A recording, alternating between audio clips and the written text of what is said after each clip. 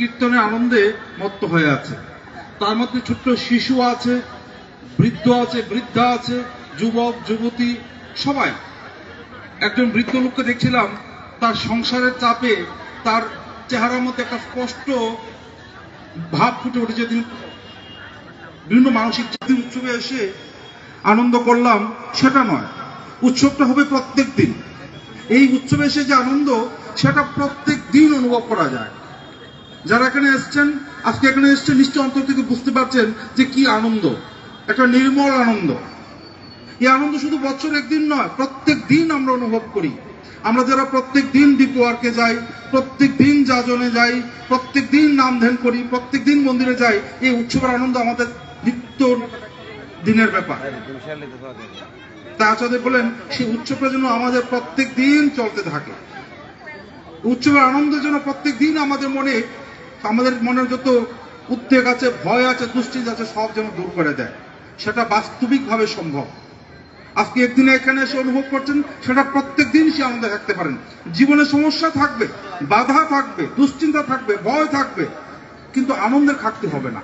আমরা যেহেতু মানুষ হিসেবে জন্মগ্রহণ করেছি, আমাদের জীবনে নানা সমস্যা আসবে। পৃথিবীতে এমন একটা মানুষ নেই যার জীবনে সমস্যা নেই, এমন একটা মানুষ দেখাতে পারবেন না। মৃত্যু আছে, রোগ আছে, বাধা আছে, অভাব আছে, ঝামেলা আছে, মনোমালিন্য আছে, অশান্তি সব আছে প্রত্যেকের জীবনে, কিন্তু তার মধ্যেও আনন্দে থাকা যায়। সেটা এখানে উৎসবে আসলে টের পাওয়া যায় যে আমার মনে এত দুশ্চিন্তা, এত কিছু, কিন্তু উৎসবে আসলাম সব ভুলে গেলাম। শ্রী শ্রী ঠাকুর পুরুষোত্তম, স্বয়ং ঈশ্বর, অথচ তার সারাটা জীবন যদি পর্যালোচনা করি, তার জীবনে আমার চেয়ে বহু গুণ বেশি সমস্যা ছিল। বহু বাধা বিপত্তি প্রতিকূলতা পার করে করে তিনি আজকে সারা পৃথিবীর বুকে ঈশ্বরকে পূজিত হচ্ছেন। ভগবান রামচন্দ্র পুরুষোত্তম, স্বয়ং ঈশ্বর, অথচ তার জীবন যদি দেখি, দেখা যাবে আমার চেয়ে কয়েক হাজার গুণ সমস্যা তার জীবনে ছিল। একজন পুরুষ লোকের স্ত্রীকে উঠিয়ে নিয়ে চলে গেছে রাবণ। একটা পুরুষের জীবনে এর চেয়ে বড় সমস্যা কি হতে পারে? আমার জীবনে যদি হতো, রাবণের মতো কোনো পুরুষ যদি উঠে নিয়ে যেত, আমি কি করতাম? হতাশ হয়ে যেতাম। ভগবান শ্রীকৃষ্ণ পুরুষোত্তম, অথচ তার জন্মটাই হয়েছে কংসের কারাগারে। আমার জন্মটা তো অন্তত হাসপাতালে বা মায়ের কোলে হয়েছে, কিন্তু ভগবান শ্রীকৃষ্ণের জন্মটাই কংসের কারাগার হয়েছে। তার উপর তিনি একদিনের জন্য মায়ের স্তনদুগ্ধ পান করতে পারেননি, জন্মের সাথে সাথে পালিয়ে আসতে হলো। যেখানে আসলেন সেখানে তার শান্তি নেই, কিছুদিন পর পর কংস তাকে হত্যা করার জন্য দুধ পাঠাচ্ছে। তার শৈশব থেকেই সমস্যা। এরকম প্রত্যেকটা পুরুষোত্তম, প্রত্যেক অবতার জীবন যদি আমরা দেখি, সবার জীবনে সমস্যা। তারা সারা জীবন ধরে আমাদের এটাই শেখান যে জীবনে সমস্যা থাকবেই, বাধা থাকবেই, রোগ আসবেই, মৃত্যু আসবেই, কিন্তু ঈশ্বর যদি আমার মাথায় থাকে, আমি যদি আদর্শের সাথে যুক্ত থাকি, আমার জীবনের গতি কখনো অব্যাহত হয় না, আমার জীবন কখনো স্তব্ধ হয় না। তাই ঠাকুর বললেন, সৎসঙ্গের আশ্রয় গ্রহণ করো, সৎনাম মনন করো। আমি নিশ্চয় করে বলছি, তোমাকে তোমার উন্নয়নের জন্য আর ভাবতে হবে না। এত বড় গ্যারান্টি, এত বড় গ্যারান্টি আমাদের জীবনে আর কেউ কখনো দেয় না। আমরা ঠাকুরকে ধরে এর নিশ্চয়তা পেয়েছি, আমাদের জীবনে উন্নতি অব্যাহত থাকবে তিনি বললেন। এই উৎসব হচ্ছে, উৎসবের আগে আমরা সাধারণত পরম পূজ্য শ্রী শ্রী আচার্যদেবের কাছে আশীর্বাদ প্রার্থনা করি। যারাই এই উৎসবের আশীর্বাদ প্রার্থনা করতে গিয়েছেন, প্রত্যেকে আচার্যদেব একটা কথা বলছেন, যে এই উৎসব যারা আয়োজন করবে, যারা উৎসবে আসবে, তারা যেন এই উৎসবে এসে ঠাকুরকে মাথায় নিয়ে যায়। উৎসবে আসলাম, কয়েক ঘন্টা নৃত্য করলাম, আনন্দ করলাম, বাড়িতে গিয়ে খেয়ে ঘুমিয়ে পড়লাম, পরের দিন থেকে আবার আমার সেই গতানুগতিক জীবন। উৎসবের আগের দিন যে জীবন ছিল, উৎসবের পরের দিন আমার একই জীবন, তাহলে উৎসবে আসার সার্থকতা নেই। উৎসবে আসা আমার তখনই সার্থক যদি উৎসব থেকে যাওয়ার পর আমার প্রত্যেকদিন 5 মিনিট নাম ধ্যান বেড়ে যায়। উৎসব আসা তখনই সার্থক যদি উৎসব আসার পর আমি বুঝতে পারি যে আমার প্রত্যেক দিন সকাল বিকাল প্রার্থনা করতে হবে, আমি তারপর দিন থেকে সকাল বিকাল প্রার্থনা শুরু করলাম। উৎসব আসা তখনই সার্থক যে আমি আগে সকাল 8টার সময় ইষ্টভৃতি করতাম, উৎসব আসার পর আমি উদ্বুদ্ধ হলাম, ওই এখন থেকে ব্রাহ্ম মুহূর্তে ইষ্টভৃতি করি। আমি আগে ইষ্টভৃতি নিয়মিত প্রেরণ করতাম না, এখান থেকে যাওয়ার পর প্রতি 30 দিন পর পর প্রেরণ করি। উৎসবে আসার পর যদি আমি ডিপি ওয়ার্কে যাওয়ার প্রেরণা পাই এবং পরের দিন থেকে আমি ডিপি ওয়ার্কে লেগে যাই, তাহলে উৎসব আসার সার্থকতা। তাই কোনো না কোনো ভাবে আমরা উৎসবে এসে যেন ঠাকুরকে মাথায় নিয়ে যাই, তাহলে আচার্যদেব খুশি হন, ঠাকুর খুশি হন। উৎসবটা শুধু একটা বছরে একদিন একটা ক্ষণিক, একটা তাৎক্ষণিক আনন্দের জন্য নয়। এখানে এত বড় উৎসব হচ্ছে, প্রচুর টাকা খরচ, 8-10 লক্ষ, 11 লক্ষ, 20 লক্ষ টাকা খরচ হয়ে যায়। বহু মানুষ বলে যে এত টাকা খরচ করে উৎসব হচ্ছে, কি দরকার এত টাকা, এই আমোদ প্রমোদে এই উৎসবে খরচ না করে গরিব মানুষকে দান করলে তো ভালো হতো। কথা হলো, উৎসবে শুধু টাকাটা দেখলে হবে না, এই টাকাটা কোথা থেকে আসছে। নিশ্চয় বিদেশি কোনো ফান্ড থেকে আসেনি, সরকার সাহায্য করেনি, তাহলে কোত্থেকে এসছে? ঠাকুরকে ধরে প্রত্যেকটা সাধারণ মানুষ, খেটে খাওয়া মানুষ, সংসারী মানুষ, তাদের কষ্টার্জিত আয় থেকে এই উৎসবের অর্ঘ্য দিয়েছে। সেই অর্ঘ্য দিয়ে উৎসব হচ্ছে। এই যে এত লক্ষ টাকা খরচ করে যে উৎসব করা, তার জন্য যোগ্যতা লাগে, ঠাকুরের প্রতি সমর্পণ লাগে, ঠাকুরের প্রতি ভালোবাসা লাগে, নিষ্ঠা লাগে। শুধু টাকা দিয়ে উৎসব হয় না। এই উৎসব করতে গিয়ে যারা এই উৎসবের জন্য খেটেছেন, তারা দিন রাত পরিশ্রম করেছেন। এখানে কেউ কিন্তু সৎসঙ্গের বেতনভুক্ত কর্মচারী নয়, যে সে যদি একদিন কাজ না করে সৎসঙ্গ থেকে বেতন বন্ধ করে দেবে, তা নয়। কারো কোনো স্বার্থ নেই। যারা এখানে অর্ঘ্য দিয়েছে, যারা দিন রাত খেটেছে, তাদের কোনো ব্যক্তিগত স্বার্থ নেই।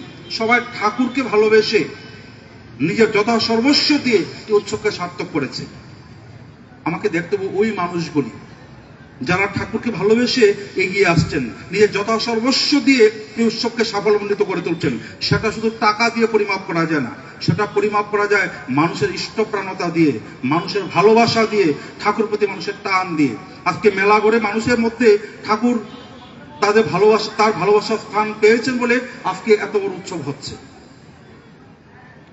তাই এই উৎসব মেলাগড়বাসীর ইষ্টপ্রাণতার প্রমাণ, মেলাগড়বাসীর যোগ্যতার প্রমাণ, ঠাকুর প্রতি তাদের নিষ্ঠা প্রমাণ। এবং আগামী দিন আরো বড় উৎসব হোক, আরো প্রচুর টাকা খরচ করে উৎসব হোক। আমরা ঠাকুরকে উজাড় করে দেই, দেওয়াতে যেন কোনো কার্পণ্য না থাকে। আমরা দিয়ে দিয়ে আমরা আরো যোগ্য হয়ে উঠি, আমরা ঠাকুরের হয়ে উঠি। পৃথিবীর সবখানে দেখবেন সবাই নেওয়ার জন্য পাগল। সরকার লোন দিচ্ছে, সবাই গিয়ে লাইন দিচ্ছে, ভাতা দিচ্ছে, সবাই গিয়ে লাইন ধরছে, ভাতা চাই, লোন চাই, অমুক চাই, তমুক চাই, সব নেওয়ার জন্য পাগল। আর সৎসঙ্গে এসে দেখবেন সব দেওয়ার জন্য পাগল। উল্টো চিত্র সমাজে। দেওঘর গেলে ফিলান্থ্রপি অফিসে যাবেন, সেখানে দেখবেন ইষ্টভৃতি জমার জন্য বিশাল লাইন, কারাকারি, কে কার আগে জমা দেবে, ঝগড়া লেগে যায়। একটা অদ্ভুত চিত্র, সবখানে নেওয়ার জন্য ঝগড়া আর সেখানে দেওয়ার জন্য ঝগড়া। ঠাকুরকে ধরে আমাদের এই পরিবর্তনটা হয়েছে। আমরা দিতে শিখেছি, আমাদের যোগ্যতা অনুযায়ী আমরা ঠাকুরকে উজাড় করে দিতে শিখেছি। সেটা সম্ভব হয়েছে ইষ্টভীতির কারণে। যদি ইষ্টভীতি না থাকতো, তাহলে এই যে আজকে প্রত্যেকটা মানুষের মধ্যে ঠাকুরের ভাব, সেটা কখনো সম্ভব হতো না। প্রথম যখন শ্রী শ্রী ঠাকুর ইষ্টভীতি প্রচলন করলেন, তখন ঠাকুরের যারা ভক্ত তৎকালীন, তারা অনেকেই সে ঠাকুরকে বলছেন, ঠাকুর এই যে ইষ্টভীতির ব্যাপারটা কিন্তু মানুষ নানা কথা বলছে, এটা কি টাকা দিয়ে ব্যবসা, এলআইসির মতো। ঠাকুর শুয়েছিলেন, কথা শুনে বসে বলছে নাকি শালা, এই ইষ্টভীতি প্লাবন আনবে, চালিয়ে যা। তারপর ঠাকুর ইষ্টভীতি নিয়ে বহু বাণী দিতে শুরু করলেন। এবং বাস্তবিক দেখা গেল যে ইষ্টভীতির কারণে আজকে সৎসঙ্গের প্লাবন বইছে। যদি ইষ্টভীতি না থাকতো, আমরা ঘুম থেকে উঠেই যদি প্রত্যেকদিন আমার গুরুকে আমার কষ্টার্জিত আয় থেকে তার ভোগের জন্য না দিতাম, তাহলে আমার মাথায় ঠাকুর থাকতো না। আমরা ডিপি ওয়ার্কে যাই, তো বহু বাড়িতে যাই, এমন অনেক বাড়িতে যাই, দাদা আপনি দীক্ষা নিয়েছেন? বলছি নিয়েছি তো। কোন গুরু দীক্ষিত? 5 মিনিট মাথা চুলকায়। তারপর বউকে জিজ্ঞেস করে, শুনছো গো আমাদের গুরুদেবের নামটা জানি কি? তা গুরুদেবের নামই মনে থাকে না। দীক্ষা নিয়েছে। আমাদের অবস্থা তদ্রূপ হতো যদি আমরা ইষ্টভীতি না করতাম, যদি আচার্যদেব না থাকতেন।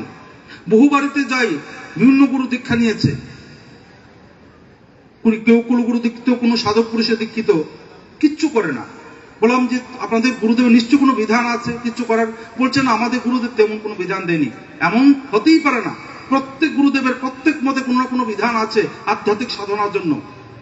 কিন্তু আচার্যদেব আমাদেরকে যেভাবে প্রত্যেক দিন ইষ্টভীতি করার জন্য, নাম ধ্যান করার জন্য, প্রার্থনা করার জন্য প্রেরণা দিচ্ছেন, ঘরে ঘরে লোক পাঠাচ্ছেন, এই সুযোগ আর কোথাও নেই। এই ক্লাস আর কোথাও নেওয়া হয় না। এই স্কুলে ভর্তি হলে আপনাকে পড়াশোনা করতেই হবে। পড়াশোনা না করে আপনি কোথাও যেতে পারবেন না, আপনাকে পাস করতেই হবে। আমাদের হেডমাস্টার এমন করা। আশেপাশে বহু স্কুল আছে, অনেকে গ্রামের আশেপাশে বহু স্কুল আছে, একই সিলেবাস পড়ানো হয়, একই সময় পরীক্ষা হয়, কিন্তু দেখা যায় যে ওই স্কুলগুলিতে মাস্টার ঠিক মতো আসে না।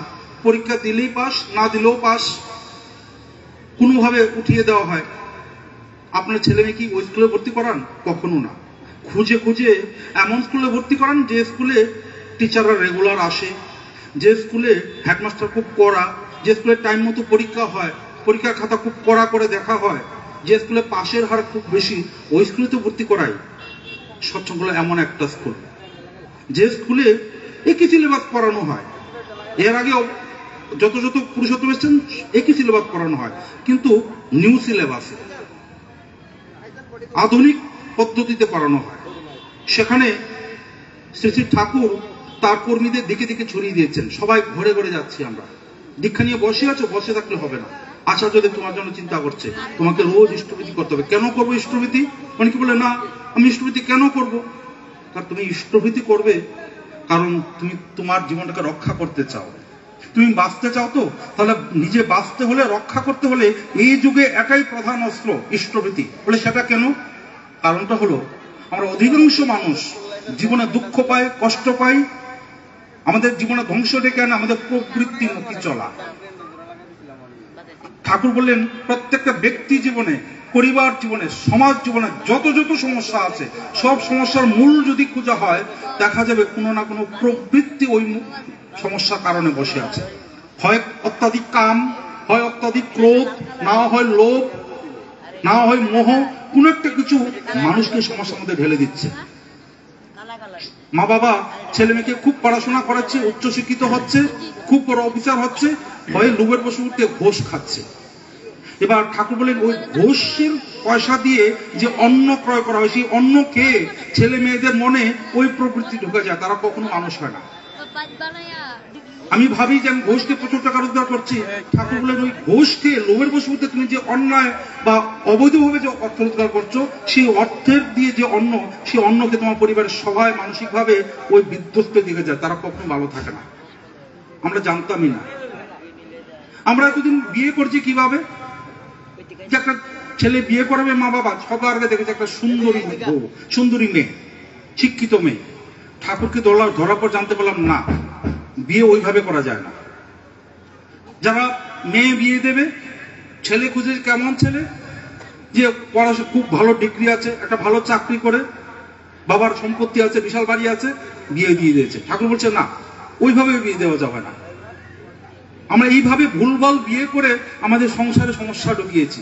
ঠাকুর এসে সতর্ক করে দিলেন, বললেন না, উন্নয়ন আর সুপ্রজনন এই তো বিয়ের মূল। যেমন তেমন করে বিয়ে করিস না কবুল। আমরা এতদিন বিয়ের উদ্দেশ্য কি জানতাম না। আমি অনেকে জিজ্ঞেস করেছি, ভাই তুমি কেন বিয়ে করবে, বিয়ের উদ্দেশ্য কি? কেউ বলতে পারে না। ঠাকুর বিয়ের উদ্দেশ্য হলো দুটো, একটা হলো উন্নয়ন। আমি বিয়ে করার পর যদি আমার ব্যক্তি জীবনে, আমার পরিবার জীবনে আমার উন্নতি না হয়, তাহলে বুঝে গেল আমার বিয়েটা কোথাও না কোথাও গলদ আছে।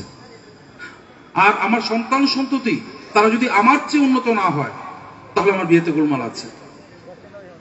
তাহলে জীবনে সবকিছুর একটা কার্যকারণ থাকে, একটা বিজ্ঞান থাকে।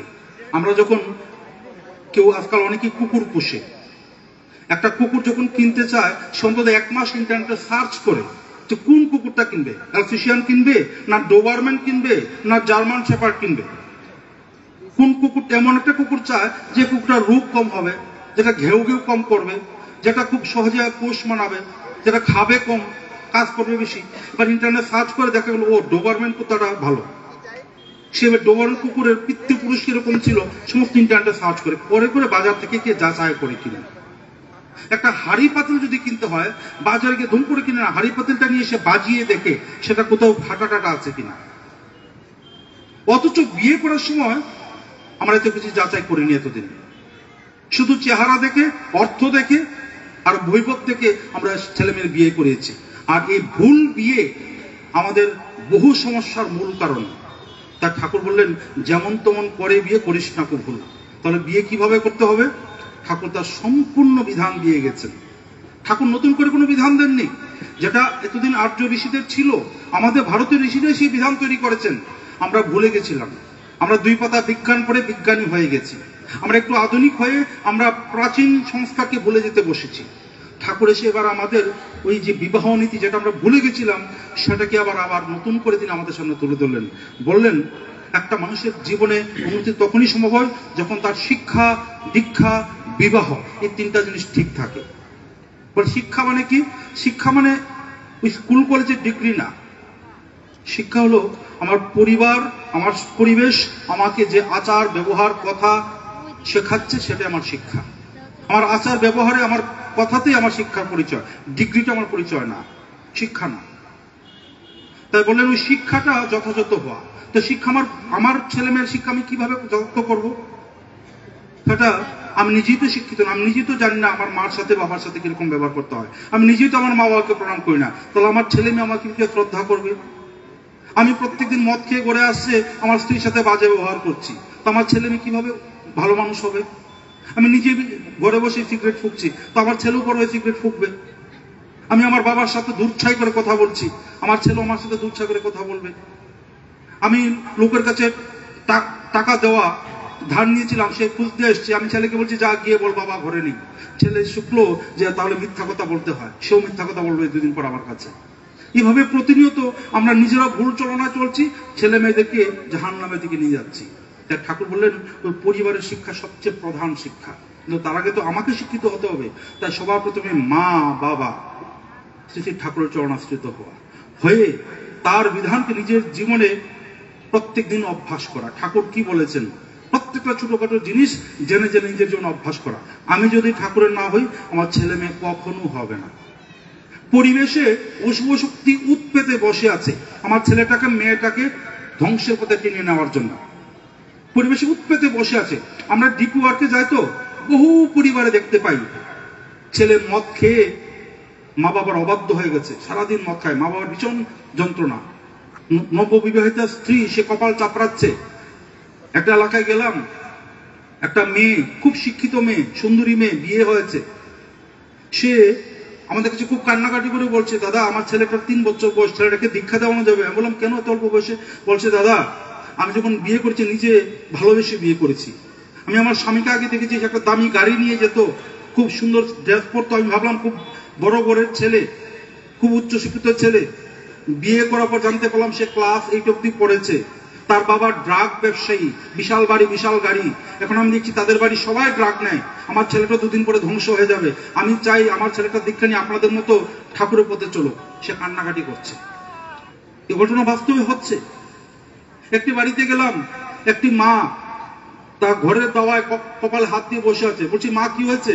বলছে বাবু আমার 2টা ছেলে ড্রাগ নিয়ে নিয়ে জীবনটা নষ্ট করে ফেলেছে। আমি তাদেরকে রক্ষা করার জন্য 2টা ছেলেকে রিহ্যাব সেন্টারে দিলাম। রিহ্যাব সেন্টারে খরচ যোগানোর জন্য আমি বন্ধন ব্যাংক থেকে 1 লক্ষ টাকা লোন নিয়েছি। লোন নিয়ে তাদেরকে 6 মাস রিহ্যাব সেন্টারে রাখলাম। এখন রিহ্যাব সেন্টার থেকে আসার পর আবার ড্রাগ খাওয়া শুরু করেছে। আমার 1 লক্ষ টাকাও গেল, ছেলেগুলো গেল। আমি এখন বন্ধন ব্যাংকের টাকা ফেরত দিতে পারছি না, ছেলেগুলো চোখের সামনে ধ্বংস হয়ে যাচ্ছে। এরকম আমরা ঘরে ঘরে দেখতে পাই। অথচ এই যে ছেলেগুলি মেয়েগুলি, তারা কিন্তু কেউ জন্মের পর মদ খাওয়া শিখেনি, মা বাবার ছত্রছায়া শিখেনি। যখন মা বাবার ছত্রছায়া থেকে বেরিয়ে এসে সমাজে গেল, পরিবেশে গেল, সেখানে অশুভ শক্তি উৎপেতে বসে আছে। আমার ছেলেটা যখন বাইরে স্কুলে কলেজে গিয়ে 8-10টা ছেলের সাথে মিশছে, সেখানে দেখতে পাচ্ছি আমার 8টা বন্ধুর মধ্যে 5টা ছেলে মদ খাচ্ছে। তখন সে ভাবছে মদ না খেতে হলে আবার কিসের বেড়া, মদ খেতেই হবে, কারণ 5টা বন্ধু মদ খাচ্ছে। তখন তার মাথা কাজই করে না যে মদ তাকে ধ্বংস করে নিয়ে যেতে হবে। এইভাবে সে বন্ধু বান্ধবের পাল্লায় পড়ে সে কিন্তু ধ্বংসের পথে যায়। আর আমরা যখন ওই মা বাবাদের গিয়ে বলি যে দাদা আপনার ছেলেটা তো 12 বছর হয়ে গেছে, ঠাকুর দীক্ষা নেওয়া হয়তো না, না এখন কি দীক্ষা? ছেলে বড় হবে, নিজের কোন দিন কোন ইচ্ছা হবে সে নিজের ইচ্ছায় নেবে। মা বাবা সাংঘাতিক সচেতন, দীক্ষাও নেবে না।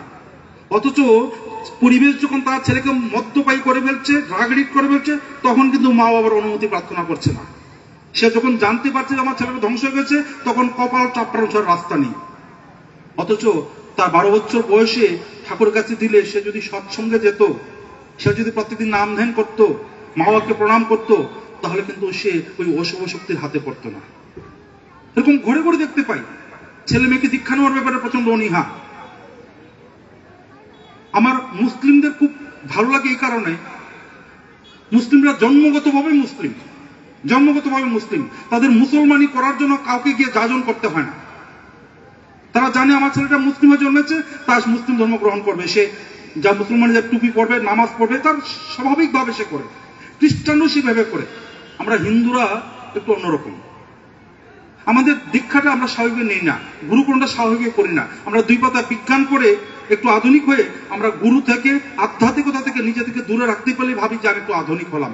আর সেই আচরণ আমাদেরকে যে কতভাবে ধ্বংসের দিকে নিয়ে যাচ্ছে, ছেলে মেয়েকে জাহান্নামের দিকে নিয়ে যাচ্ছে, মেয়ে ভুল বিয়ে করছে, সংসার চরম অশান্তি দেখা দিচ্ছে, বেবিচারিতে দেখা দিচ্ছে, অপরাধ প্রবণতা দেখা দিচ্ছে। তাই আজকের এই পৃথিবীতে যত সমস্যা, সেটা নেশাগ্রস্ততা হোক, অপরাধ প্রবণতা হোক, সাংসারিক অশান্তি হোক, সমস্ত কিছুর সমাধান যদি থাকে একটাই আছে, শ্রী শ্রী ঠাকুর এবং আচার্যদেব। তার কাছে সব সমস্যার সমাধান আছে, সব সমস্যা, যার যত সমস্যা, কিন্তু তাকে বিশ্বাস করতে হবে, তাকে ভালোবাসতে হবে, তাকে গ্রহণ করতে হবে। অনেকেই বলে ঠাকুর তো পরম মঙ্গলময়, তিনি ঈশ্বর, তিনি চাইলেই তো আমাকে ভালো রাখতে পারেন।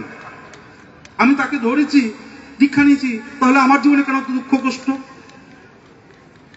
কথাটা হলো, তিনি ঈশ্বর, কিন্তু তিনি কোনো অলৌকিক ক্ষমতার অধিকারী নন। তিনি বিজ্ঞানের বাইরে নন, তিনি বাস্তবের বাইরে নন, তিনি লজিকের বাইরে নন। আচার্যদেব বলেন, যেখানে লজিক নেই সেখানে ধর্ম নেই, যেখানে লজিক নেই সেখানে ধর্ম নেই। ধর্ম মানে লজিক দিয়ে হবে। আমি যদি অবাস্তব চিন্তা করি, অলৌকিক প্রাপ্তির আশা করি, তাহলে ঠাকুর সেখানে অসহায়। ঠাকুর কাকুর সুমন্ত্র দিয়ে, অলৌকিকতা দিয়ে কারো জীবনে কোনো উন্নতি করতে আসেন না। ঠাকুর বললেন, করো হো পাও, সোজা ফর্মুলা। এখানে সে করতে হবে, নিজের যোগ্য হতে হবে, তারপর তুমি পাবে, সোজা রাস্তা। আমাদের দেশে একজন ডাক্তার আছে, ডাক্তার দেবী শেট্টি, বিখ্যাত ডাক্তার, কার্ডিয়াক সার্জন।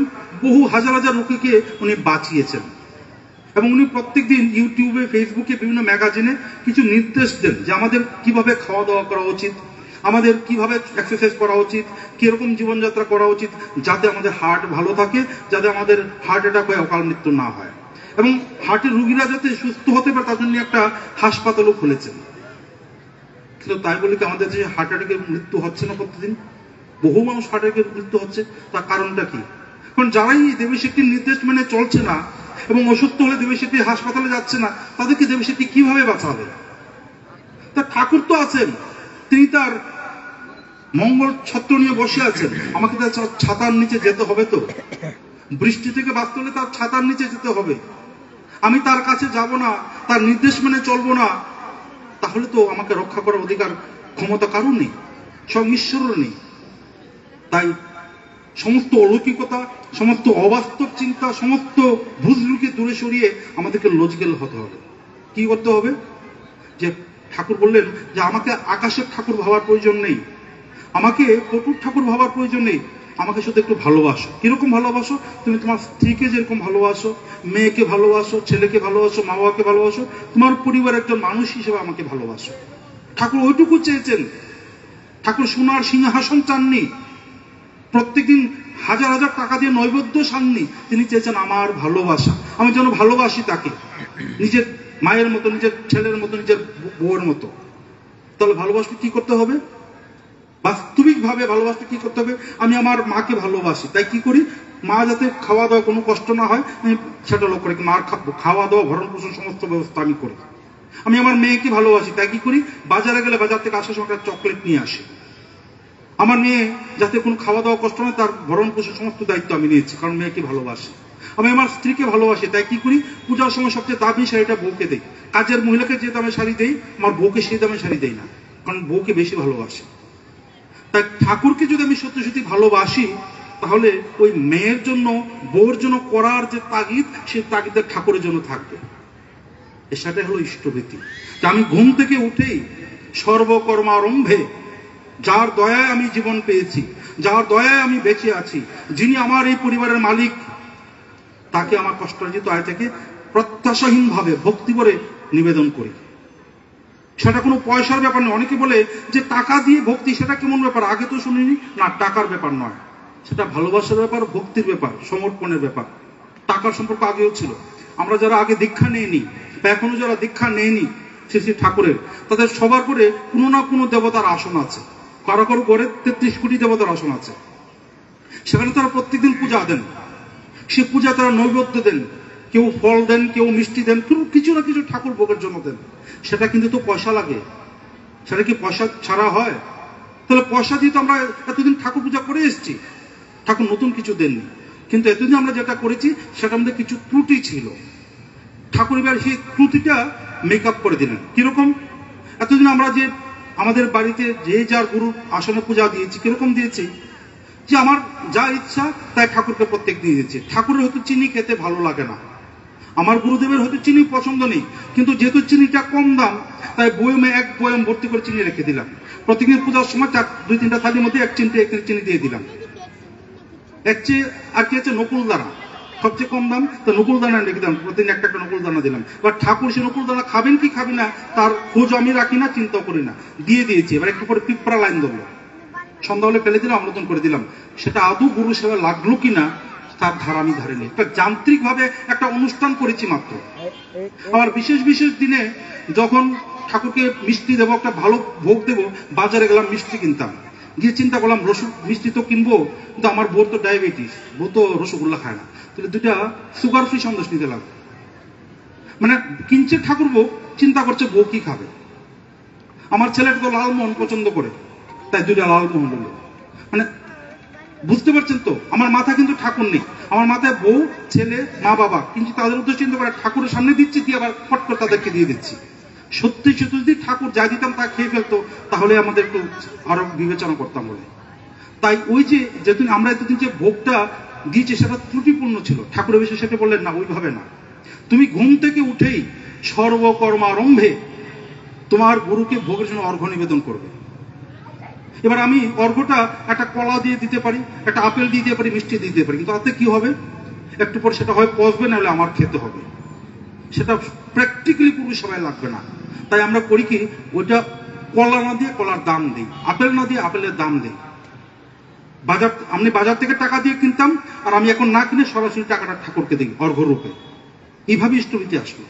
এবার 30 দিন হলে আমি সেটা কিনে আমার খেয়াল খুশি মতো খরচ করি না, সেটা যেহেতু গুরুকে দিয়েছি, সেটা গুরুর মাল, আমি গুরুর বাড়িতে পাঠিয়ে দিই। এবার গুরু সেটাকে ওনার ইচ্ছে মতো ভোগ করবেন, সেটা কোনো জলে ফেলে দিন, আগুনে পোড়েন, কাউকে দিয়ে দিন, নিজে কিনে কিছু খান, তার মাল তিনি বুঝবেন। আমার দায়িত্ব গুরু কাছে 30 জন পৌঁছে দেওয়া, সেটা ইষ্টভীতি। এতদিন যেটা আমরা ত্রুটিপূর্ণ ভাবে করেছি সেটা আরো যথাযথভাবে ঠাকুর ভোগ নিবেদন করার পদ্ধতির ইষ্টভীতি আমরা আগেও করেছি, ঠাকুরকে ধরা প্র্যাকটিক্যালি আরো নিপুণ ভাবে করছি। আরেকটা কি হতো, আগে যারা ঠাকুর ভোগে পূজা দিত তারা হয়তো বাড়ির যিনি মা বা বউ, সে স্নান টান করে ঠাকুর পূজা দেয়, আর বাকির পুরুষ লোক, বাচ্চা, তারা কিন্তু সারা বছরে 1-2 বার ঠাকুরের সামনে প্রণাম করে না, ঠাকুরকে ভোগও দেয় না। তো যিনি প্রতিদিন ঠাকুর সেবা দিচ্ছেন তার মনে ঠাকুর প্রতি টান সৃষ্টি হচ্ছে, তার ঠাকুর প্রতি ভালোবাসা সৃষ্টি হচ্ছে। কিন্তু যারা সারা বছর একবারও ঠাকুরের সামনে প্রণাম করে না, ঠাকুরকে কিছু দেয় না, তাদের মনে তো ঠাকুর প্রতি কোনো আবেগের সৃষ্টি হচ্ছে না। তাহলে তাদের কি প্রয়োজন নেই নিজের হৃদয়ে ঈশ্বরকে প্রতিষ্ঠিত করার? তাই সেরকম কোনো অনুশীলন করছে না। তাই ঠাকুর বললেন না, বাড়ির প্রত্যেকেই 12 বছর উপরে যারা দীক্ষা নিয়েছে প্রত্যেকেই ঠাকুর ভোগ নিবেদন করবে, প্রত্যেকে, সে ছেলে মেয়ে, বাড়ির গৃহকর্তা, বউ, স্বামী, সবাই ঘুম থেকে উঠে সর্বকর্মারম্ভে নিজের সাধ্য অনুযায়ী ঠাকুরকে ভোগ নিবেদন করবে, সেটা ইষ্টভীতি। আগে আমরা করতাম কি, ঠাকুর ভোগ দিতাম, ঠাকুরের কখন খিদা পায়, ঠাকুর কখন খাবেন তার খোঁজ রাখি না। ঘরে কাজকর্ম ছেড়ে, রান্না বান্না ছেড়ে, যখন সময় হলো দুপুর 1টা হোক 2টা হোক, তখন টং টং করে ঘন্টা বাজিয়ে ভোগ দিয়ে দিলাম। আর ঠাকুর কি সত্যি সত্যি তখন খাবেন না খাবেন না তার খোঁজ রাখিনি, আমি পূজা দিয়ে পুণ্য অর্জন করছি। ঠাকুর এসে ওইটাও কারেকশন করে দেবেন না, ঘুম থেকে উঠেই তুমি সর্বকর্মারম্ভে তোমার গুরুর ভোগ দেবে, তারপর তুমি সংসারে সব কাজ করো।